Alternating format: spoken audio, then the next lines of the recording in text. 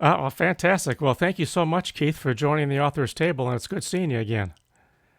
Nice seeing you. Yes. Thank you. Now, Keith, describe yourself in one word and why. In one word. In one word. Wow. It Uh, to clear out those cobwebs this morning, Keith. I don't know if I can describe myself in one word. I guess bizarre. Bizarre. Okay. All right. All right. I mean, I think, well, maybe not the word bizarre, but your books can tell the creativity you have. Thank you. Of Thank you. course. Now, describe the moment, Keith, when you decided you want to write a book. Oh, well, I've always been a reader of books, tons and tons of books. And we were on a trip coming back from Florida, and I was driving all night, and I thought, I could come up with an idea that's just as good. I started working on Life Form, and Hmm. that was my first novel. And yeah, I've had 5 books since then. Yes. So was it easy for you to come up with that, or was it sort of difficult? No, what you mean as far as the idea? Yes. Well, no, the idea was pretty easy, but it was difficult for me. What I had to do over the next couple of years was to learn how to write. And I went to conferences, read every book, started, you know, Writer's Digest and the writer, everything I could think of to learn how to write. Because having a story is one thing, and being able to put it down is another. That's right. That's Uh, right. Now, Keith, like when you first started. Now, was it easy or was it a challenge for you to start like putting your book together, your first book? Well, I would write a few chapters and get so excited because I thought it was so great. Yeah. And then everybody read those chapters, that's a beginning writer. And then after halfway through, you think the whole thing is nothing. You want to tear it up. And that's also part of the process when you're almost finished. You get kind of insecure about yourself and your story. But once I learned, took all these different courses and started putting things together, the writing became easier because when I write now, I write in scenes. I'm actually working Oh, on a movie script with a friend of mine, and it's just like a storybook. I take yeah. post-it notes, and post-it notes, you can put it in a folder and carry it with you, Yes. or you can put it on a big board. And the thing about the post-it notes, you can pull out a scene that you want to write that day. You know what comes before it, what comes after it, supposedly. And if you don't like it, of course, you can throw that scene away and put a new one in. So it becomes very fluid. But you write in scenes. There's a particular place, a particular object that the character has to overcome, and there has to be a resolution. Either they overcome that with their goal, or they have to come up with a new plan. But something has to happen within that scene. So you write in scenes. Ah, At least that's the way I write. Yes. now that's almost like a director as well. Exactly, exactly. And within that scene, you want to make sure you have emotions because that ties the character, the reader, to the character, what's going on. You have to have an emotion. And within that scene, I try to add as many of the 5 senses as works so that people read my books and say, this is really visual. I can see it as a movie. That's because I want them to be in the scene.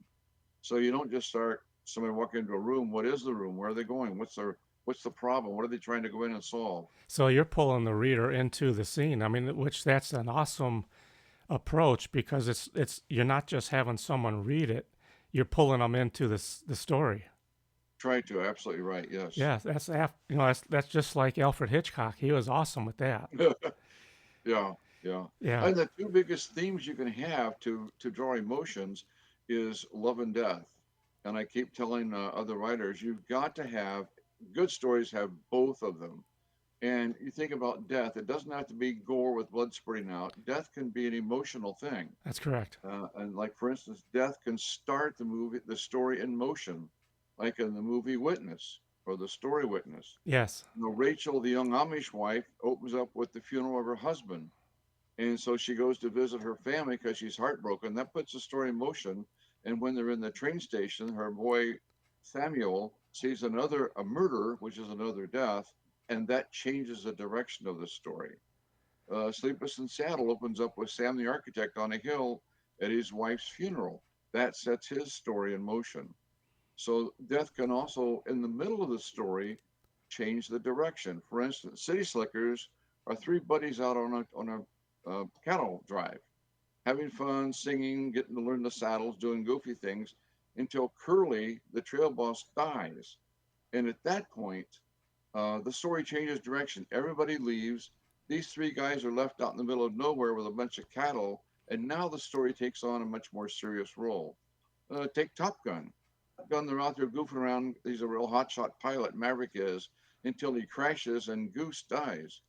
With Goose's death, Maverick changes, so the direction of the story has to change. So every story can either start off with a death, death can be used to change the direction of it, or it can end. And there are all kinds of classic things you can talk about, like Romeo and Juliet, classic death at the Right. end. Yes. The Thornburg, on and on and on. There's just a million ones, but you have to have death and love combined. That's a nice approach, though. And I don't think a lot of people do it that way.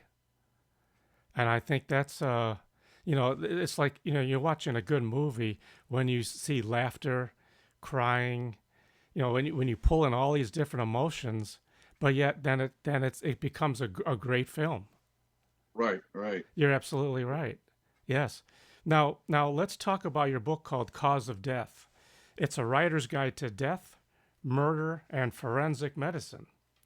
Now the book covers true facts from body trauma to the grave and Yes. all the legal paperwork involved. Well, what happened is I would go to writers groups conferences trying to learn how to write, Hmm. and most of these conferences had people that were going to become or already were accomplished authors. Okay, so they weren't just people playing around; they're pretty serious people, and they would ask me about their character dying. Can the cowboy be shot and die in the girl's arms? Can you really do that? How fast does somebody die? How do you handle chronic death? So they started calling me Dr. Death because I would sit and try to help them work through Yes. different ways you can use death in the story. So after talking with one of the guys running the conference, he said, "Why don't you write a book on it for writers?" So I wrote a book on death and dying so that writers can put death into their story in a more realistic way. Hmm. Now, now, what was your feedback on that from other authors? Incredible. Oh Really? yeah, it was incredible. It was on Barnes and Nobles. They used to have a catalog that came out every month, a big paper catalog, and Cause of Death for 6 months was in the middle there. It was the big, during the OJ trial, um, Kathleen Sullivan's producer called and said I was to be on television. I said, "Why?" She goes, "Because we have a copy of Cause of Death, and we want you to be interviewed during the OJ trial." So I was on TV for 5 minutes. I was supposed to be on for a much longer time, but coming up in the future, but the trial was over quickly. But following that event with OJ and whatever, several big TV series came out involving medicine and death. Like there was Chicago, Bone House, ER, on and on and on. It became a very big theme. Sure. Yeah. Was it ER and yeah. So were those sort of like off of your book, or is that sort of? Well, I can't. Yeah, I know. Yeah. Sure. I mean, the point is, it became into the public's eye. I can't say I was R- was the cause of all that, but it just kind of happened after that. Yeah. Sure. Wow. I remember that flux of the medical like series. Right. Yeah, I remember that too. So that'll be pretty interesting if you were the cause of all this. I was kind of shocked that the producer of E Network would have a copy of Cause of Death. That kind of blew me away. It's Oh, like, why would absolutely. somebody want that? But yeah, I had a lot of good feedback from different police departments and other people regarding the book. So I yeah, mean, that is a fantastic praise, though, isn't it? it was. Thank you. Yeah. Oh yeah. I mean, it's. I mean, just you think about when an author writes a book, and they have a complete stranger that comes out of nowhere and says, "Thank you. It was an awesome book." Just on something like that, you know, it's a great feeling as a writer to hear that. Well, let me tell you what happened to me with my first novel. Uh, I was working in the CT department. I was a radiologist at a hospital practicing medicine. And it was after lunch, and one of the techs came running in and said, Dr. Wilson, we saw somebody reading your book on the steps of the hospital. And it was like a homeless man sitting there with a blanket around him reading Life Form. And I laughed and I said, that is the most perfect thing I could imagine. Well, that's another thing too. When you see someone like that, you never know, where they came from or their background. Oh, sure, sure. Yeah. You know. So, Keith, let's talk about Plunder. Now, it's Dr. Brett Carson thriller. Now, so did Dr. Brett stop the deadly virus that was spreading through the villages? He did. He did. Um, um, I was at a writers' conference. People say you should write what you know, and I think you should write what you know and also what you like to read about. Like if I'm a pilot, I'll probably write about some airline adventures. But is it going to be a romance? Is it going to be a detective? Is it going to be a murder? Whatever. But so they said, how are you going to combine medicine with the fact that I like to read adventure, men's adventure stories? So I made up an Indiana Jones kind of character from the CDC who goes into the jungle, and my other books coming up, of course, is continue this theme on. So I put this doctor in the jungle with everything you can imagine being thrown at him, and of course I bring in love and death at the appropriate times and all that. But yeah, So what now is that sort of like your formula, Keith? The love and death? oh, I think love and death is not my formula. I think it's every. If you look at every opera, every major book that was written, I could just go on and on and on about try to find something where love and death are not important, either to start the story, end the story like Romeo and Juliet, or change the direction of the story. And of course, love. My God, everything comes up with that. You those two strong emotions. How can you have a good story without both of them? That's true. That's true. I think that's a formula for, well, not just books but everything because people relate to that. The other thing people have to remember is your character. What I tell other writers is your main character has to have a flaw, and that flaw has to be internal, and they've got to deal with that flaw at the same time they're dealing with whatever sent them on the journey. Okay, like the hero's journey that Campbell wrote about. You're going along with a normal life, do, boom, something happens. Like for instance, in Witness, your husband dies. So the story is set in motion. But with that, you've got to overcome what problems internally you're dealing with. For instance, Jaws. Hmm. Here's a sheriff on an island, has to go out and get a shark. He's afraid of water. Okay. Yeah, that's right. Indiana Jones is afraid of snakes, but he's left in this pit with his girlfriend with a million snakes. He's got to overcome that fear to get them out of that situation. Superman's afraid of is taken Kryptonite. down by kryptonite. That's correct. So everybody's got a flaw. In Sea of Love, the detective Al Pacino was an alcoholic. He had to deal with his alcoholism. You can go through story after story. Internal, it can be something really big. It can be something small, but they have to have an internal thing they have to deal with and have hopefully overcome. At the same time, they're trying to solve the big thing that they're going after. Yes, that's true.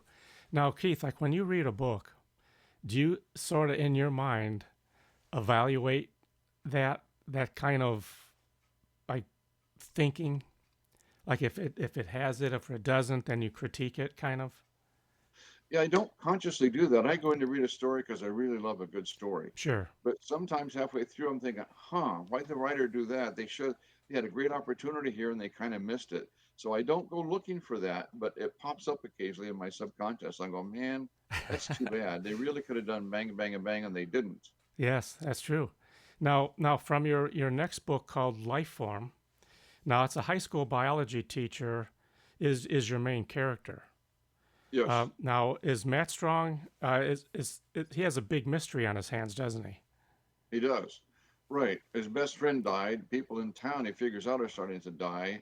And why are people in town dying only when they leave town? That's kind of bizarre. Yeah. Of course, when he leaves town, he's got to deal with his Yeah. own problem because he's done the same thing that they've done. He's got to stay alive. That's right. Yeah, and that's based on the Holzner, who first identified the prion, which is what happens in the book, won the Pulitzer Prize in Medicine in 1998, identifying the prion, which of course occurs in mad cow disease, Hmm. chronic wasting disease in deer, on and on and on. Creutzfeldt-Jakob disease in humans. So it's a real entity, but I put it to use in the book Lifeform. Nice. Now how did you actually come about with this with that book? Like, I yeah, read an article in some magazine about this mysterious substance that is a living chemical. It's not like a virus or a rickettsia or a bacteria, but it's a living chemical that's like probably the first form of life as they described it. So I go, well, there we go. That's my book. there you go. Yeah. Now, Yeah, now here's a thought. Like especially like with COVID, have you ever right. thought of like a story sort of based off of COVID? No, and here's the reason why I think people after a year and a half of being shut down and masked and everything else, I think they've had COVID up to their eyeballs. Yeah. And in fact, my wife keeps saying the book you're writing, I don't think people can relate to it as much because they're kind of sick and tired of viruses. I go, well, you're probably right, but I try to work the story. The virus is kind of the background. I try to make the story about people and events, like in Mystery of the Blue Stone. Yes. Um, both Plunder and Mystery of the Blue Stone are award winners, by the way. So I was very pleased with And that. congratulations on that too. Yeah, thank you. Hmm. Yeah. Now, okay, let's talk about the your. It's a mystery of the Blue Stone. Now, this is a Brett Carson is a mysterious adventure. Is that correct? Yes, correct. Can you? Here's what Yeah. happened. Hmm. My son is an astrophysicist, and we were sitting there having breakfast one morning. First, I want to tell you about writers about this. I don't know if you can see it. Yeah. What if? It's a book by Inverness, okay, called What If? Yes. And I highly recommend it. It's like to start off a story. It's like, what if? What if this happened? What if a shark comes to New England town and there's never been a shark before? What would happen? Or what if this happened? What if that happened? So we're sitting there and we're talking about the Grand Canyon, a trip that everybody was getting ready to make, and we're talking about how much rock is stacked on top of each other and how all the minerals that we have on the planet came from other supernovas, gold, silver, titanium, everything. That's why you find gold in certain sections, because parts of it had been hit by that area of the planet when the planet was being formed. So I go all the way down billions of years. What if we get to the very bottom of the canyon and there's something there that we've never seen before, because it's under over a mile high of stone? So it's above the Earth's crust by, it's underneath by a mile. So boom, it's the blue stone. There you go. So, do you consider yourself an analytical thinker or right brain creative? Oh, now you're bringing up something else here. Now you're coming into what I tell the writers about how to write. Okay. In addition to the cards, the post-it notes where you make scenes, how do you go about writing? And there's two books in here that are really good.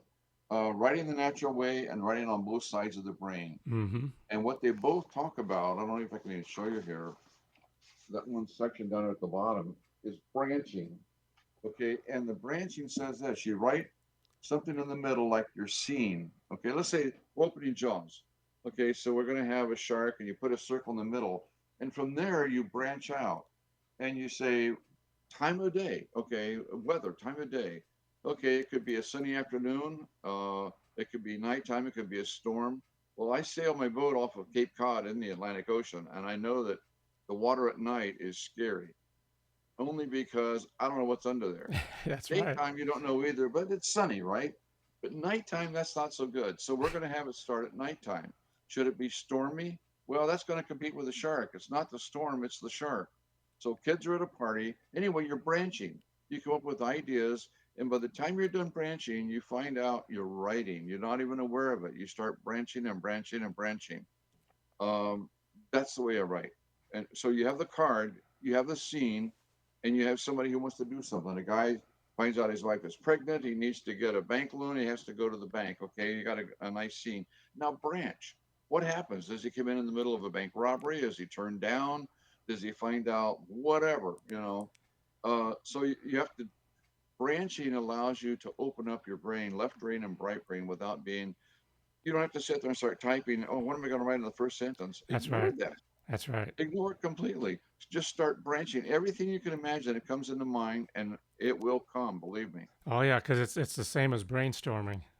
Exactly. Exactly. You're Yeah. brainstorming on paper. And if you look at my notes when I'm writing a book, page after page looks like a spider Yes. with all these branches coming out. Yeah, because for myself in the advertising world and graphics and stuff, it's the same thing. We do storyboards. Right, Like if like for commercials or TV or right. whatever, and it's that, and we do the thumbnail sketches. But a lot of it's on computers and stuff now. So, but yeah, you have to get those thoughts out on paper. Right, You right. know, and then you start picking at different ideas here and there, and then next thing you know, you have this image that you're going Yes, after, and that exactly. yeah, I think that's awesome. I think that's a wonderful way of doing it, and I think too a lot of authors have this like a mindset where they're just they're just focused on what they're writing, and they're not really thinking outside the box. Exactly. Yeah. And it's sort of in a way it can stifle their creativity. Right. And now when you write, Keith, or like when you're putting it on the computer or whatever, writing it. Now, when you're starting to write, now do you stop and sort of critique it and edit it, or you just let it go? When I first started off, I spent a year rewriting the first two chapters. So writers should never do that. Write the story, get it out there, Hmm. because the thing that you're rewriting may not ever be used. That's correct. Uh, and you don't know how that scene is going to change when the stories go there. You come back and go, well, this is what should be differently. Write the thing all the way through, and then come back. For me, now I'll come back and glance through it when I'm sitting around someplace looking at it, saying, that's a pretty good scene. You go through it and you make a few notes, but you don't have to sit and rewrite it over and over and over. Yeah, because that can One stop your of the writers, process. Ellis Orr, who is a great editor, suggested that people do get an idea for your story, your what if, okay, what if the shark, whatever you want to write about, and you have your character's got some flaw. Get with a bunch of friends, sit around a campfire with a bottle of wine and a recorder, and tell the story. And of course, you can do it around the kitchen table. You can do it in your living room. You can wherever you want to be. Tell the story, the whole story, and things will come out. Oh, I never thought about that. That's Or right. that was kind of goofy. So the more you tell it from beginning to end in 20 minutes, you've told a story. It's like, wow, that's pretty exciting. Now you got a core. From there, you can kind of start building things. That's correct. That goes back to, let's say, animation. Even Right, like right. if you look at some of the old like the footage, even with Walt Disney, they would put the storyboards up there and they would act them out even. Yeah, It sort of puts you in that mindset and that scene. Because let's say they need tweaking, the drawings need tweaked. I mean, it's great to get the people together and just let it go, let it yeah, just brainstorm, and that. I mean, you hit the nail on the head. I mean, it's yeah. you have to get out of its this your very narrow thinking. You Right. know, because you may the person writing the book, they hear from other people, let's say, or even themselves. You have to you know be free and let ideas just come in, and you have to be not so, I don't want to say structured, but very not open minded. No, absolutely right. Absolutely right. And like I say, people sit down with a piece of paper or a typewriter or a computer, and they Yes. think, okay, now I got to write. That's not the way you write a book. Because the first thing you write a first sentence, now what? You got to have a second sentence. And what are you writing about? Yes. Write scenes, build your story, and as I say on post-it notes, which is a storyboard. Does it make any sense beginning to end? And if you have some weaknesses, you can work on it. But start writing the scene. And when you write the scene, use branching. There's no way you can have a writer's block within 20 minutes. You've got a scene. You go, wow, that's pretty awesome. That's right. Absolutely. Now, do you feel, or what's your thought on, like, if someone would get like critique you, let's say when you're writing, are you open to someone critiquing it, or Right. Right. First of all, I've been having beta readers go through my book. okay, Friends that I know. A couple of them were English teachers out in Colorado Springs, family members, other friends who just like to read. And I joined a writers group down in Florida when we go down there in the wintertime. sure, And these are writers, and believe me, they critique you. So you make notes and you go back, and a couple of them you may throw out and go, well, I was going a different direction, but you got to pay attention to what they're telling you. That's And yeah, right. sometimes it doesn't, it's my baby, I wrote this, but you know what? Yeah, they're right. You look at it and you come back and you go, very important point. Plug it in and learn from it. That's right. Absolutely. You've got to do that. Otherwise, why would you care? I mean, readers are going to be looking at it and they're going to be making judgments. So get it done beforehand. Yeah, you have to be open minded and take that criticism and don't take it to heart. They're there to help you. Exactly. Right. Yeah, you're absolutely right. Now, Keith, you also have written some short stories. Do you find them more difficult to write or the novels? Well, the short story that the one that I really liked was the Cottonwood. Was kind of like my childhood out in Colorado. These two kids growing up together, playing cops and robbers, and as they get older and older, they have to put away kind of childish things, and they bury their guns under this cottonwood tree by a stream, which actually I did once. Took my guns, my toy guns, and put them in a bank under a cottonwood tree and moved on. I'm going into high school. It's time to move on. And of course, bring in death. This one friend is dying and he wants to go out to the cottonwood tree. So the story was called The Cottonwood. So short stories. When I started off, I had all kinds of short stories I wanted to write, and I wrote. But now I'm into more into novels. You know, I You're don't really do short stories that much. yeah, you're grown up now, right? I don't know about that, but there's an easier market for novels than there are short stories. Yeah. There used to be a lot of places for it, but not much so much anymore. Hmm. Now, now, when you created your books, Keith, now Yeah. did you have in mind like your target audience? Okay, that brings up something very interesting. Yes, absolutely. First of all, I read mostly a whole bunch of male authors that I really enjoy. You know, C.J. Box, Daniel Silva, Lee Child, on and on and on. Jack Higgins. I Oh, yeah. enjoy a really good adventure, but 80% of the readers are women. Hmm. Well, what are women reading? Shouldn't you know that? Shouldn't you put that in your book? So I started reading women's books. Sandra Brown, Nora Roberts, Yes. Kate Quinn, who writes about very strong women, and Colleen Hoover. Colleen Hoover, 1 week of the top 10 books of the top 10 bestsellers, she had 7 of them on the list. I took a picture of that because I want to show that at conferences. 7 of the top 10 were from Colleen Hoover. So you better damn well know what they're reading. So they like strong women, they like romance, they like adventure, they like strong men. So when I write my novels, I try to put what a woman reader would enjoy as well as the male reader Hmm. because I would like to appeal to everybody. So yeah, I do write about what people I try to think about what the reader would want to read. So that's really good research you put in to understand both sides. Right, right. Well, I think it's important. Yeah. Yeah. So do you feel though like let's say a writer just has this one subject in mind, you know, and they didn't do any kind of research or whatever, but they're focused on this and they want to get it out there. Well, they What, shouldn't do that. okay, all No. right. So Yeah. so do you feel that no matter what level you are, you should do research on your target audience and just who's reading what? Well, right. I'm not just going to because people are suddenly into because of Titanic are into boat stories or outer space. I'm not going to chase that. That's not. I don't Yes. chase the thing that people are reading, but the overall what kind of stuff inside the story is there. That's what I want to know about. I don't want to copy what some other story is. I want to write my own story, but I want to be able to put in what people enjoy reading. Yes. Very good. Yes. Now what other formats, Keith, are your books in? Okay, it's in paperback, hardcover, it's on Kindle and Okay. audio. Okay. Yeah. Excellent.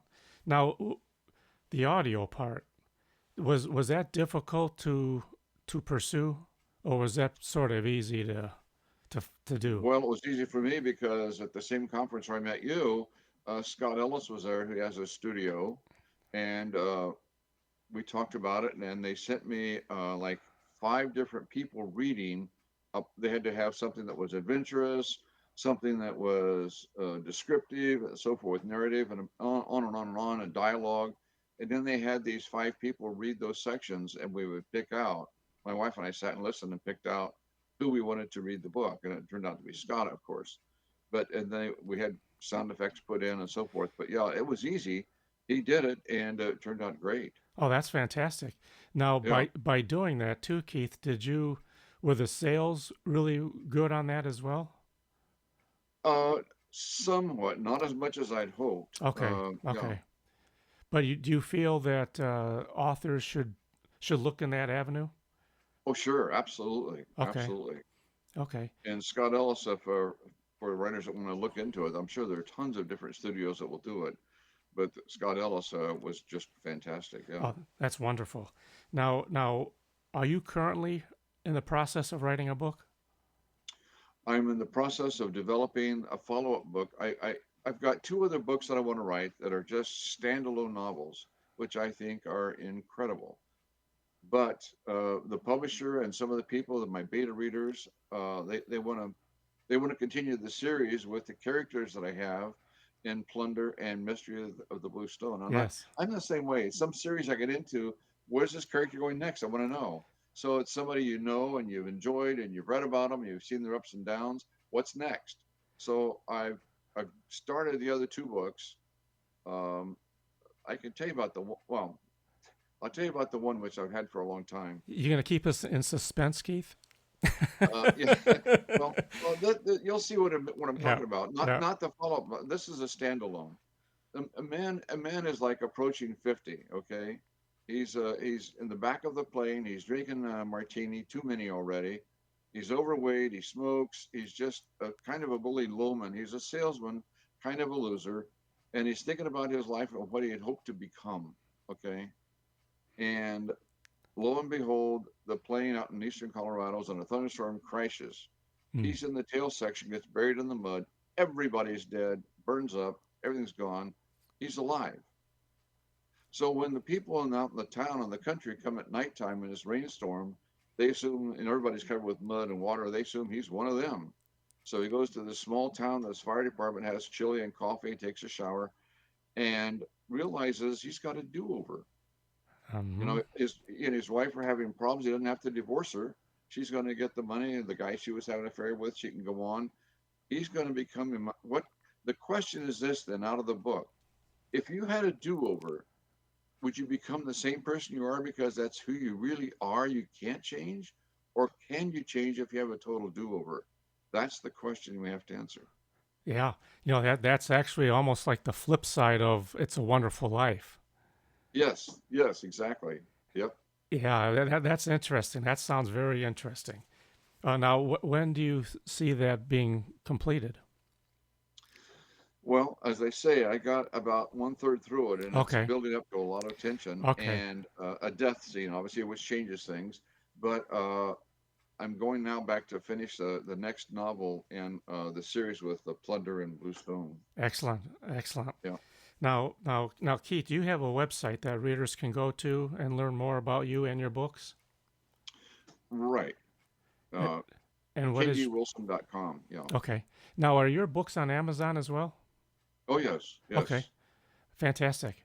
Yeah. Now, when is your next event, Keith? My next event. I'm not sure what that means. What do you mean? Like a book signing event or an event to go to for Right. At this point, I don't have any set up. okay. All right. I'll be talking to some book clubs and writers groups, but I don't have any book signing set up. No. Okay. Now, do you have a few of those during the year or not so much? The book signing Not so events? much. Okay. I when I did Lifeform, it was published by Putnam and Berkeley, which was the offset of Putnam. They set up book signings, and I had book signings for that. Okay. And also, Barnes and Noble set up signings when I had Cause of Death. They opened up a new store in Columbus, and they wanted me for a signing there. So yeah, there was a bunch of places that. And as I say, I was interviewed on radio several times, on Yes. TV, from Cause of Death. Yeah, that was. But that wasn't. That was just they came to me. I didn't go seeking that out. Right. Now, you're you have a publisher, correct? You're not self-published. Well, I publish through. I have a publisher, Hallard Press. Okay. Okay, which is an independent press. Yeah. Okay. And you're pleased with that with them? Yes. Okay. Yes. So what's your thoughts on like a self publisher or having a publisher? Well, I did, as I say, I went through Putnam Berkeley on my first book, Mm-hmm. and also Writer's Digest did my book on two of my books, Code Blue Inside the Modern Hospital and Cause of Death. But more and more people are finding out that publishers want, it's like movies, okay? Superman 1, Superman 2, Superman 3, Batman 1, 2, 3, 4. They want to do over and over and over. So the big people walk in, Stephen King, Lee Child, whoever walks in, Sandra Brown, they want those books because they know those authors, they know it's going to sell. So for a lesser known author to get published through traditional publishing is becoming much more difficult. Mm. So you can chase your book around over and over and over trying to submit it, and it may not get accepted. So if you self-publish or find a publisher to help you do it, an independent publisher, you get your book out. Yeah, and for myself though, because I went the self publish way because I it was I'm more familiar with it and I did my books myself because I had the expertise to do it. Right, right. So it was that's the way I went and I'm happy that I did. Well, mine's kind of an amalgamation between the traditional and self-publishing. I self-publish, but through an independent publisher. They have a copy editor who goes through it. They have somebody who does the cover for me. So they have a team that works with them, but not nearly as sophisticated like Simon Schuster or something Sure. like that, Random House. Mm-hmm. This is a independent publisher, which is works out great. That's They fantastic. don't now they don't want to put out junk stuff, so they'll go through your book and tell you, they want good stuff, they want good covers, they want good themes. So yeah, they go through a lot of work to make sure you get the best book you can. That's right. And I talk with other authors as well, and it's so critical. To even have the right kind of font, cover design, Right, colors. right, I mean, there's right, so much involved, not just right, writing your story. right. Exactly. Yeah, Because like I tell them, and you're a brand. You're selling yourself too. yep. So it's like it's an all inclusive package. That you're selling.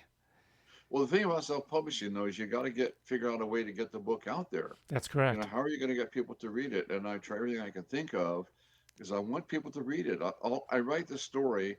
Not, I would be happy to have it without my name on it. I want them to read what I've written.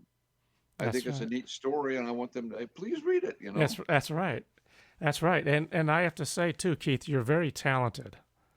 Oh, thank you. Well, of course, and especially now it'd be wonderful to see to see a film based off your book. Or I would love any. it too. Believe Oh, me. oh yeah. This. It happens. It Yeah. happens, and you just keep moving forward and keeping those creative juices flowing and stuff, and it'll happen. Because the biggest thing is that you have to be confident in yourself. Right. You have to be positive, no matter what that someone says. Don't let it break you down. You know, just keep going forward, and if it's a dream, make it happen. You know. Right. Well, I wasn't sure I was going to get even any book ever published, but now that I've written five and I feel comfortable about it, I still have all kinds of self-doubt when I write something. I'm going, man, is this as good as I think it is, or is this goofy? Is it should I throw it away? Don't become an idiot, make an idiot of yourself. It's hard to know sometimes. Sure. You think you got it, but you're not sure. Well, you imagine, you especially like a director, they're putting millions of dollars into a film, Yeah. hoping that it's a blockbuster. I mean, Right. and obviously some don't make it. Right. But you don't know until it's out there. You Well, know. see, Plunder. The reason I think it'd be great for a movie, you look on the front cover, it says it's a blend of Romancing the Stone and Indiana Jones, and it's exactly what it is. This guy, meets this beautiful girl in the jungle, has to save her. They have this virus coming in. He's got all kinds of things happening. So it's a combination of the two, which I think would make a great movie. Absolutely. Now, okay, here's a now who would be your main characters? I hadn't thought about that. I hadn't thought about that Yeah, at all. yeah, that'd be awesome though. To especially like if you had the choice of picking your main characters. Yeah, I think that the casting crew, yeah, they have a casting crew that Yeah, would do that. But yeah, I don't think it would happen. that's awesome. Well, Keith, I thank you so very much for being on the author's table today, and it was a great pleasure to have you today. It was an enjoyment. Thank you very much, Brad. I appreciate it. Absolutely, and I wish you the very best, Keith. And please keep me in the loop of when your books are done, so we can get you back on and talk about those. Thank you. Appreciate it, Brad. Thank you. Of absolutely, and you have a fantastic day, and keep moving forward. Thank you. You're very welcome, Keith. We'll see you. Bye. Okay, Okay, bye. bye bye.